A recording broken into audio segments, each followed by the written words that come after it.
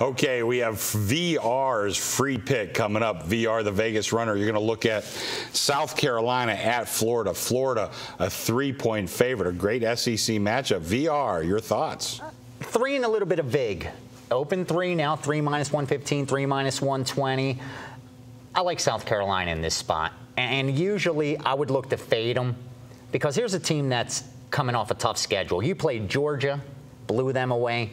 Then you went to LSU, lost an extremely tight game, really tough game. And now you got to go to Florida. But I think South Carolina is going to be up for this game. I don't think it's going to be too difficult for them to get up for this game. They're 6-1 right now. And you got two teams that have been covering machines all season. And I think there's some value with South Carolina because of how one-dimensional Florida is.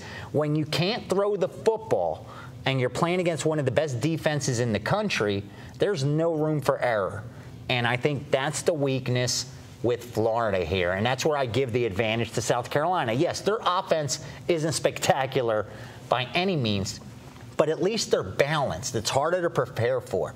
They may be poor running the ball and poor passing the ball as far as stats go, but I think they have more guys at the skill positions that could get it done.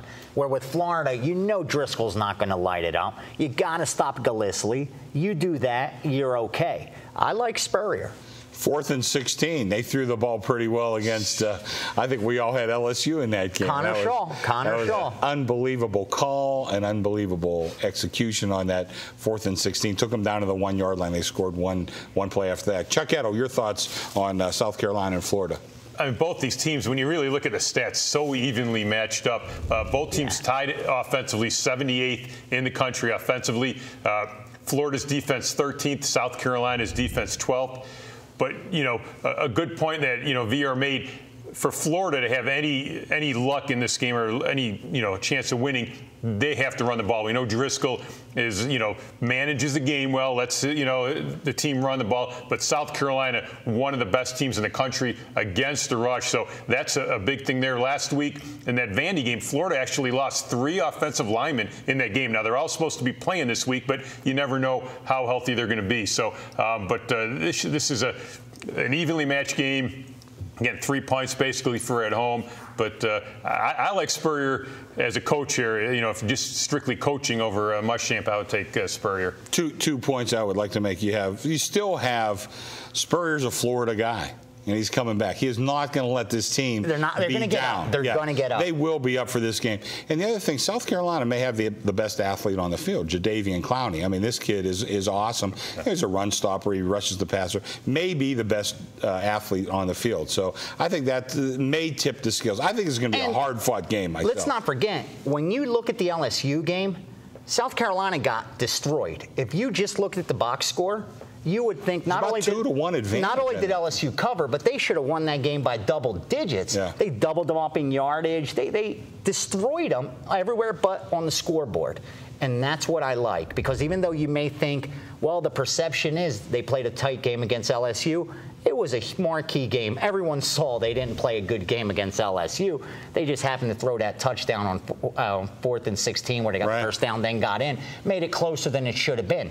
I don't think you're going to get back-to-back bad games from this team. So I like them in this spot. Very good. All right, we have talked about it, VR.